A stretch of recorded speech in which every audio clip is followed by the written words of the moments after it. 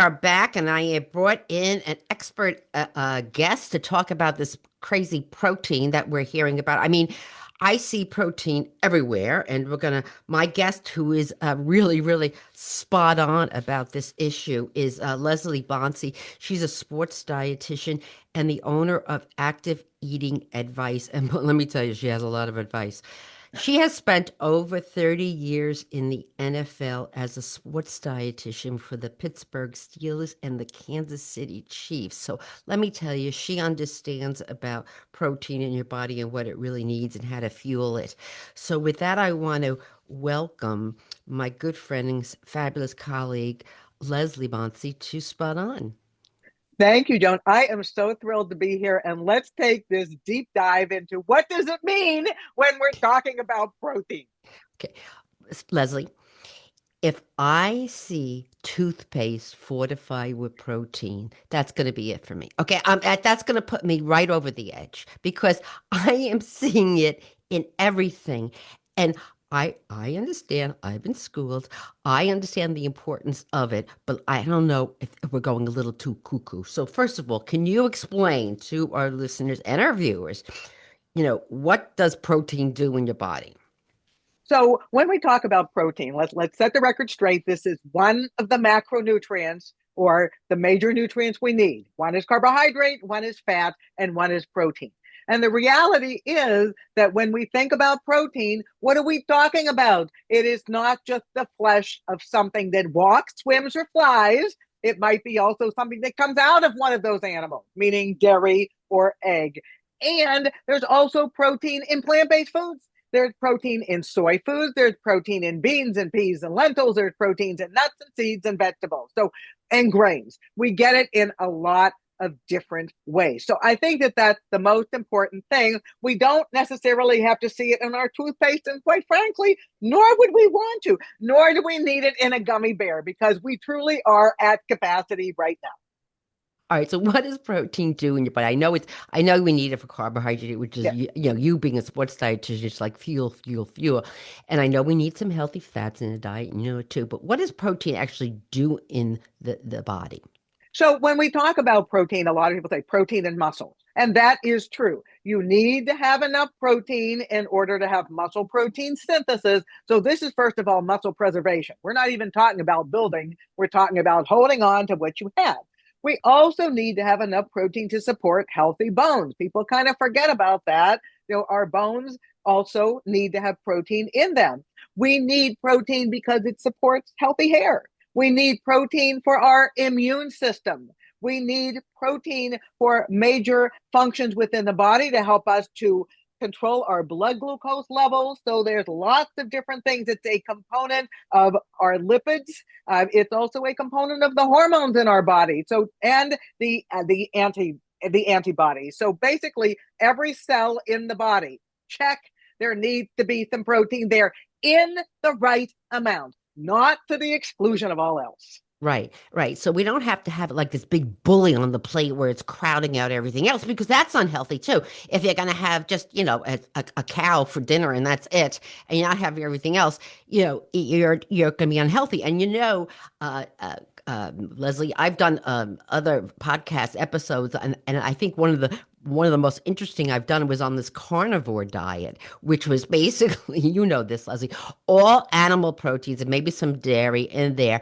And people who have gone on this have developed scurvy, like vitamin C deficiency, which is like unheard of in this world. So again, you can't, have it too much. And that's why I'm having you on here, because I'm afraid that we're going to go cuckoo. I think we're going to go cuckoo with the protein and worry about it too much to our detriment to our health.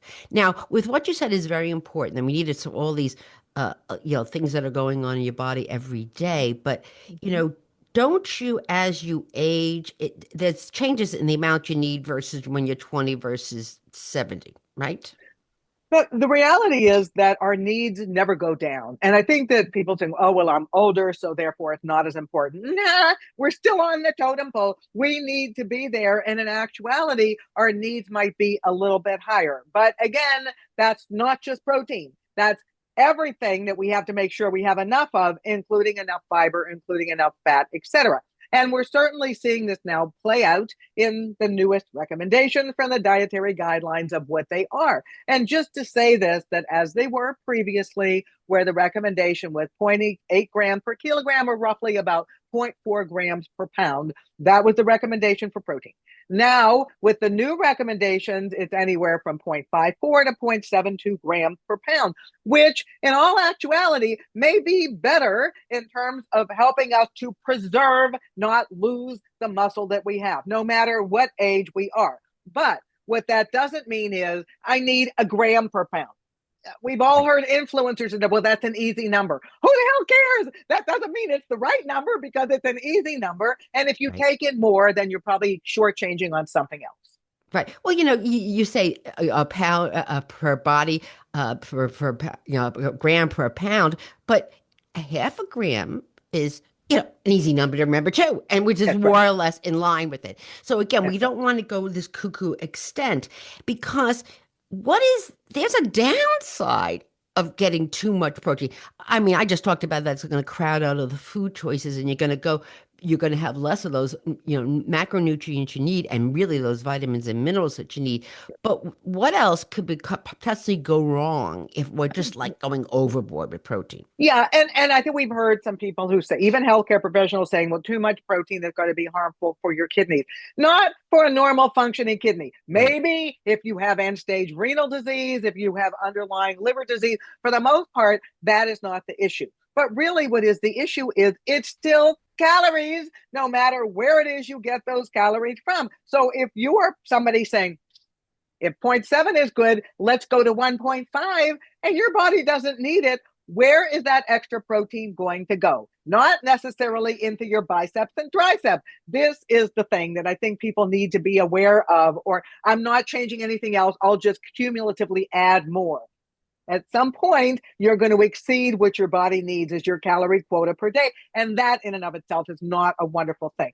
The other thing that I think is critically important to point out is that different sources of protein have a different calorie cost. And that's something people aren't Mm. thinking about as well. And we all have that upper limit. And once we exceed, it's like, you know, game over, start all over again. Right. So basically, what you're saying here is you're having all this protein, and no matter what, if it's having too much calories chronically, whether it's from steak or chicken or salmon, and it's Yeah, too much and more calories you need, you're going to store it as fat in your body. And that's that right. could be expensive fat. When you think about it, you know what I mean? It's that costs a lot of money on the plate and very expensive. And also, it's not necessarily good for your heart, right? Because like if you're having a lot of fatty sources of animal products. And let me just tell you right off the bat, you know this, Leslie. I'm Italian, so I'll eat anything that's not moving. So I love beef. I love chicken, fish. I'll eat it. I don't care. I'll eat it. I'll eat it as long as it's properly prepared. But so I love all kinds of foods. But if you're having too much of a certain time that may be ultra fatty, that's going to be a heck of a lot of saturated fat in the diet. Well, that's it. And so when we talk about protein and saying they're not all created equal, this is not just about the quality of it, the what else is coming along for the ride, right? So if you are eating a fatty meat, all right, it might taste great to have Genoa salami, and yes, it does have protein, but it also has a significant amount of fat, and that's very, very different than a lean prosciutto. So these are the types of things that people need to understand, especially as they're trying to navigate some of these new recommendations. Is enough, but be selective about the proteins you choose to use. That's exactly right. And so, there's also what you talked about as you're getting older, but isn't also you need more when you said about muscle mass and you need about your bones, which I think was brilliant because I know, Leslie, a lot of people don't put together protein and bone strength, but there's something missing there that we need. And, I've been fighting with this all the time because I can't stand doing it, although I'm better since a month ago. I've been doing it. I don't know if you can see, but I'm a Stretching. little beefed up. Do you see those I love it. So I We have been go, we lifting go. weights. So don't mess with me the next time we see each other in person because I could Hey, take your listen, I girlfriend. would never mess with you anyways. You know that very well because I value my life. But I do think, and this is one of the things that our we can fangirl Dr. Phillips because he is just awesome. And he talks about this, that even if you are going to consume copious amounts of protein, this is not the same as this. You have got to put the effort in strength training. The protein can help to support that, but it's back in the choir.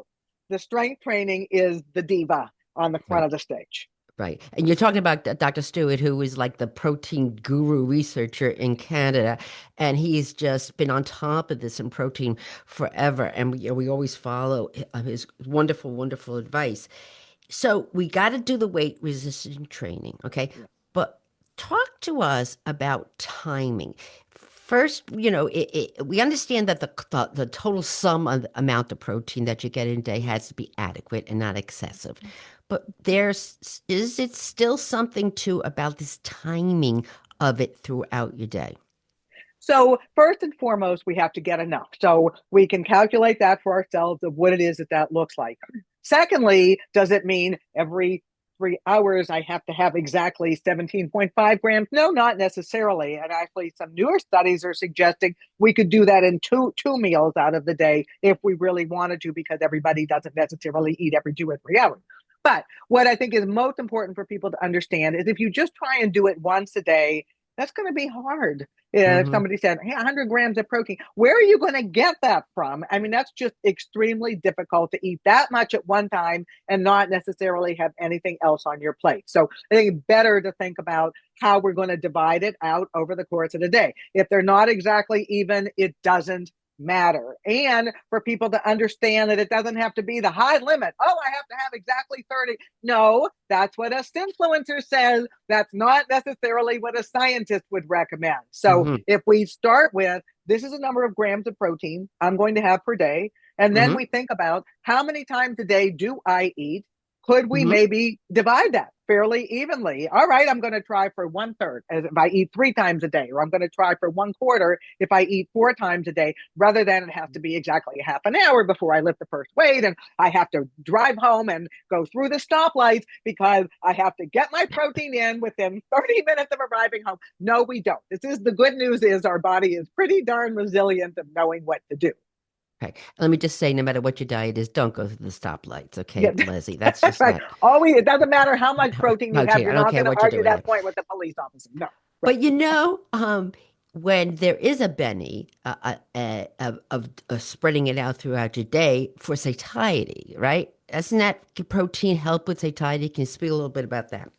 Yeah, and it may a little bit. I think there's now some question of how absolutely effective that is. One of the things that we do know is when we look at the way that the body burns calories Hmm. is, what is more efficient for the body and what is least efficient. So we know that the body has to expend a few more calories in breaking down protein than it does either carbohydrate or fat. So, okay, that could be an advantage to think about it if that's the goal we're looking at. Some people have found that when they divide their protein out more evenly, they're not quite as hungry as soon or ready to eat a finger or an arm. So it's worth it to think about it in that regard. Is it translating to, oh my God, I'll never eat after 6 o'clock at night? No, we can't say that. But this is also why people need to try it out to see what their ROI is. I noticed I'm not as hungry as soon if Hmm. I make it a point, not only protein, but pairing the fiber with it and enough fluid, that may be the trifecta to really help with our satisfaction between meals. Uh, you know, uh, I've noticed that myself, that if I bump up a little more protein at breakfast, it helps me get to lunch before I'm eating anything that's not moving, or your finger if you were next to me. So, I'm so appreciative, yeah, so I know, appreciative. I know. The take home message here is don't sit next to me until after lunch. This way you'll be safe. But Or I'll bring we you have a pork chop, yeah, either way. right. Or, yeah, Okay. bring a snack for me. Um, Listen, we've heard so much about leucine, this amino acid, and is it the end all be all? Now we're hearing. I was reading a little bit. Maybe I mean it's important for muscle mass synthesis, but maybe not as much. Can you help us out here?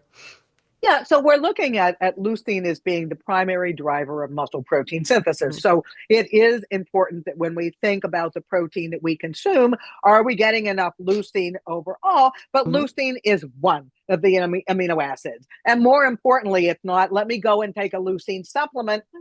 It's within the context of the food that you eat and Right. what is the leucine contribution of each of those foods in addition to all the other essential amino acids. And I think the most important part of that is that we can compare with those sources of protein that are very poor in leucine, one of them being collagen. It's an extremely poor quality protein. So if that's what you're opting for breakfast to put that into your coffee, oh, I had a lot of protein.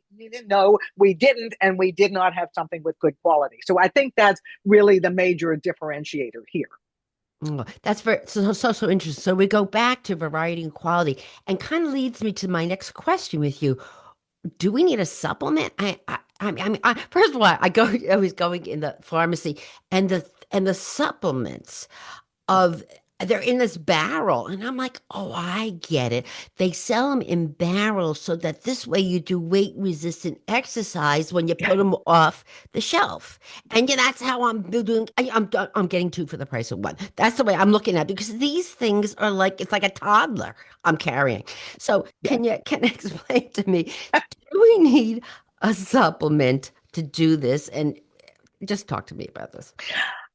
I would say most people do not. Is if we think again about all the different ways that we get protein in, if somebody has a glass of milk, if they have eggs or they have a frittata, if they have some cottage cheese or yogurt or they eat tuna, can or fresh, doesn't matter, as Mhm. well as poultry, meat, beef, veal, pork, lamb, you're going to get enough protein in. And if you are plant based, you still can get enough protein in if you are careful about the choices you make and you work with a registered dietitian to ensure that you're getting what you need.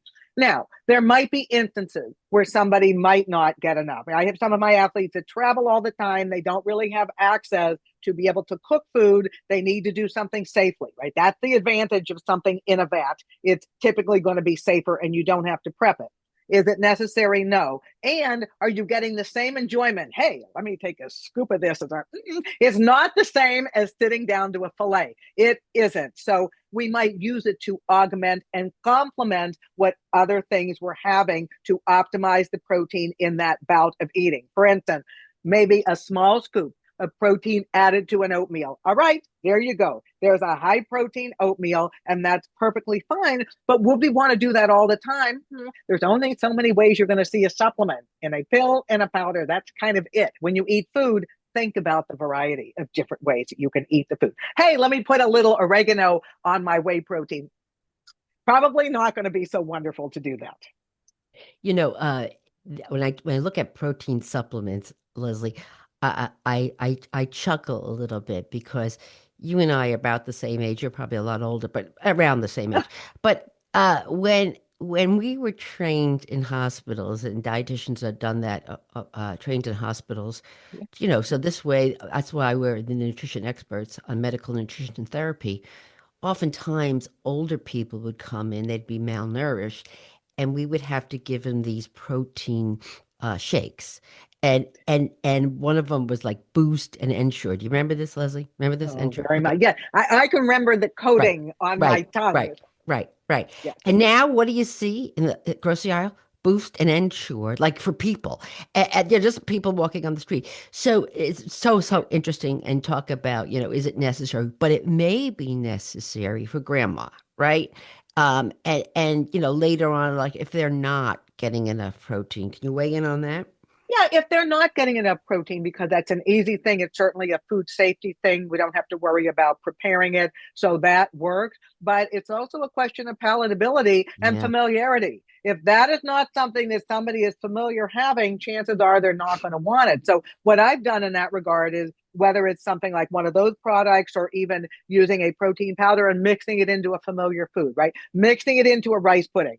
Perfect. Or even using an unflavored one and mixing it into a potato. You still optimize the protein, but you're doing it in a way that doesn't feel cloying on the tongue or Right. overly sweet or something that somebody doesn't want. Right. Or what you want to do, like in your milk and your coffee, and you can put that in there and get Yes, the benefits of the milk in absolutely. there. All right. Absolutely. So this is the part that's scaring me. So there was a survey by Numerator, and they researching and they found out after their survey that most consumers believe that protein fortified products are healthier than their regular counterparts. And that basically they are open to consuming more of these protein fortified products. And my problem with this is so is the Danish that's fortified with protein really a better bet for breakfast? And this is what's It's happening.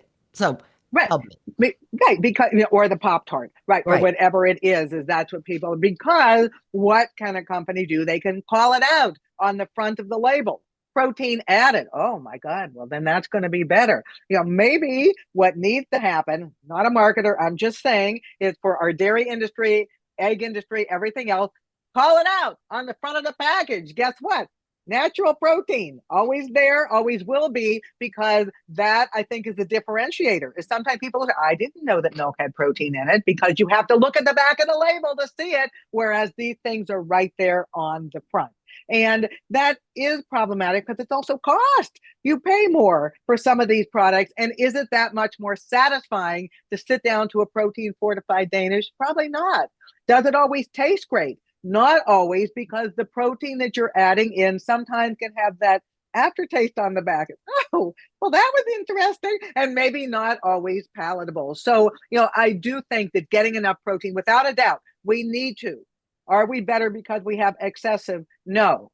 And should it be something we enjoy? Yes. And if you can check off some other boxes at the same time, hey, got some produce. All right, awesome. Got some healthy fats with it. Isn't that Yeah. better for our body? Yeah, that's important, Leslie, because food shopping. I feel like when I go food shopping, I'm going to Bloomingdale's. I don't understand. Like, when did it get this high? Okay, so what I really want to make sure the consumer understands is because just say one product, just say yogurt, which I love. One product may have yeah, great source of protein or protein power, blah blah blah. But the knockoff brand that may be 50% cheaper won't make that claim, but it's still going to have the same amount of protein. So what you said just before is turn it over and read that nutrition fact panel. And so what, let's say for yogurt, what would be like a great source of protein in a serving of yogurt so that people could compare? Gee, this has this razzmatazz, statement on it, but the knockoff, no statement, but the same amount of protein. So Well, what's and considered that? yeah, and let's first of all let's look at the front of the label and the type of yogurt that it is. So in general, Greek style, the skyr, the Icelandic style, those are going to be higher in protein than other types of yogurt. So that's the first thing to look for in that general category, name brand or knockoff, it doesn't matter. And then second, instead of the Elwood snap and bend, we do the flip and read and turn it over and take a look. It's very clear to see that on a label how much protein is there. And there might not be bells and whistles, but I'll tell you what, if it's $1.50 left for that container, Right. bring it on, buy it, and you are getting exactly the same amount of protein that is there. That's right. So you're gonna have to go that next step because I don't want people to, be hunting for, protein and paying more than they have to and That's still right. getting the benefits of these like whole foods that we need to be eating more of. And That's by the right. way, we know, and Leslie, something like a yogurt, you're not only getting good protein, but you're getting calcium, which most Americans are falling short of. So what we have to, I'm just worried about is getting things that are really not going to be good for you. So you said something in the beginning, which is so true, and I'm seeing this already, is like protein in gummies. Like what is that? Can you help Yeah, me? right. You can have a high protein Easter basket, but does that necessarily mean that it's better for you? Wait till the high protein peeps come out this year. I am telling you now, along with the protein toothpaste, so you can cancel out all the sugar. It'll be a win-win all the way around. But these are the things. It's also, let's think about, for most people, even though the protein in products might be going up, everybody's salary isn't necessarily either Right. keeping up. You have to do with what works within your price point. And if you are going to buy some of these enhanced products, just take a look at that price point because it's going to be different and not necessarily in the direction that you want to see. And realize as well, when you walk into a grocery store, this is nothing about perimeter, center of the aisle. There's protein pretty much in every single aisle of the grocery store. You don't necessarily have to put anything brand new into your cart. That's what we need, the pop-up carts where it just spit it out. You don't need that. Let's just go with the things you would normally buy. It'll be fine. That's absolutely because Leslie, for the majority of Americans, they're already getting enough protein. In fact, getting enough protein that meets this higher new recommendation that was thrown out there, they're really pretty much fulfilling it already. So it's not that we have to go out and get all these, highfalutin, high protein foods that were naturally high in protein. I saw some candy the other day, high protein candy, and I looked at it, I'm like, it's chocolate covered nuts. Like, hello, goobers have been around for 100 years. I mean, So right, has a Reese's cup. right, But right, right, right, right. I'm like, okay. hello. Oh, okay, so help us out here. I want, we know that meat, fish, poultry are great sources of fiber. Yeah, yeah, no, not fiber, protein. And we also know things like plant-forward foods like canned beans and soy are also fiber and protein. What are some, yeah, what are your favorite underrated food? Like people have no idea that these foods actually give you protein. They're like, what? So what are some of the unknown protein powerhouses here? Yeah, you know what? I am a big bean fan. My Hmm. my name ends in a vowel, so we use them all the time. But sometimes I say, "Oh, beans, I don't like them." So what I oftentimes do with beans is puree them. Right, Right. those cannellini beans. That's great because it adds. You get the two for two, the protein and the fiber added to whatever you're doing at a very inexpensive price point. So that is Can a I wonderful one. correct you? You get three for three, Missy, because when you puree it, doesn't it work wonderful to thicken up things? And it So, does. yeah, It does. So see, you can see, decrease the fat intake. So right there there. we go. Oh, There, oh there gosh, we I go. love when I have one on top of you. You know what I mean? When you, All okay, right, I win the next round. I win okay, the next round. okay, yeah, And this is so, like a lightning yeah, round. Lightning round. Go ahead. this is right. Cottage cheese is Oh one of those gosh. foods, right? Either people like what I hate when people say, Joan, is I have cottage cheese thighs. Does that mean your thighs are made of cottage cheese? What the heck does that even mean? But it's such an easy food. You Right. can dress it up, you can dress it down, you can go sweet, you can go savory. You don't have to cook it. 3/4 of a cup, 21 grams of protein. Hello, that's a really easy food to use. Love A it. lot of people don't realize that, but Grandma was right. I mean, Always, right? Every always grandma. right. Agreed. Cottage cheese. And since we both are, let me tell you something. We're always right. So we've now entered into that new category. Nah, nah, nah, nah. It's perfect. It's just perfect. But all right, so that would be the second one. Okay, The good. third one is canned fish, and that means across Oh, the yes. board, right? So yes, to the tuna that people use, and yes, some people might use canned salmon or the pouches, but all those other ones. There are a lot of people that love sardines. My dad grew up eating creamed herring. Bless his heart, bless his soul. It's like, okay, that's an easy food. Canned Right, mackerel, easy, inexpensive, right? The right. anchovies, like them or not, Mm. they're there. And the fact of the matter is, they're cooked, they're ready to use. So for people who are not proficient in their kitchen with cooking, you can just add that to something, and there you are, as a simple, no brainer way to boost the protein up. Leslie, people forget about how fabulous canned fish is because, the Yes. American Heart Association been telling us forever to have at least two fish meals a week, specifically maybe fatty fish. And Yep. people, they got this weird thing about fish. I don't know how to cook it. I don't like the way it smells. My significant other doesn't like it. So you know what I say? Forget about this kitchen and the significant other. Have it at lunch.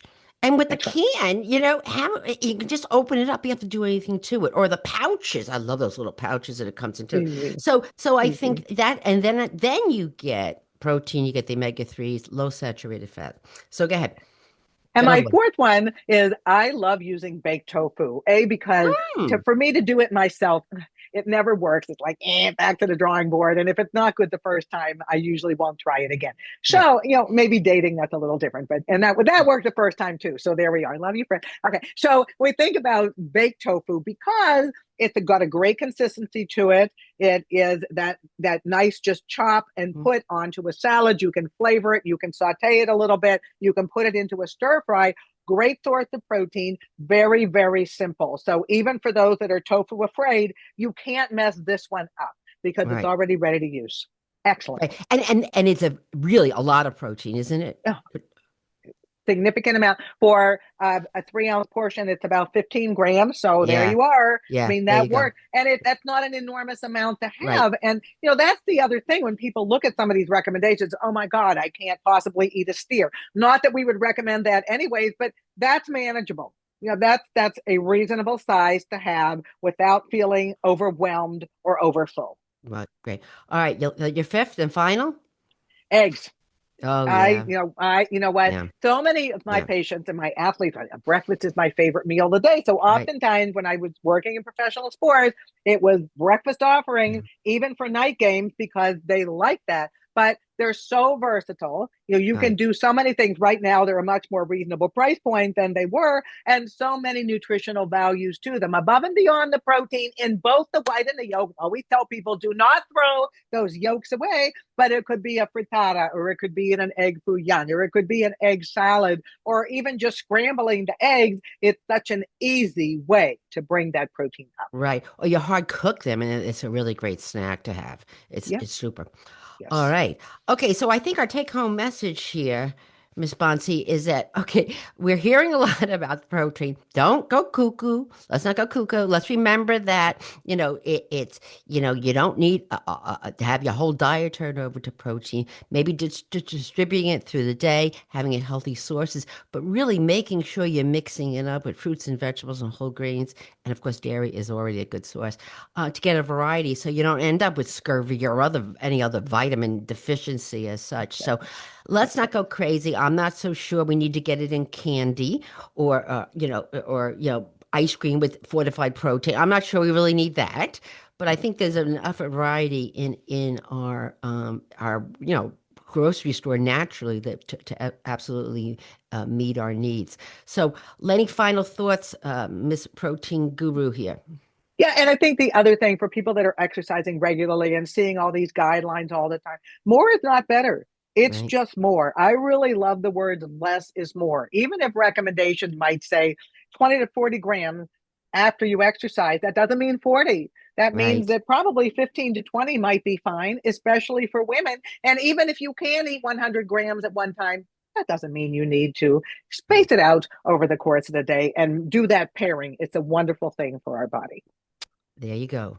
From the word mouth of the guru, Miss Leslie Bonsi, she's a sports dietitian, and I cannot thank you enough.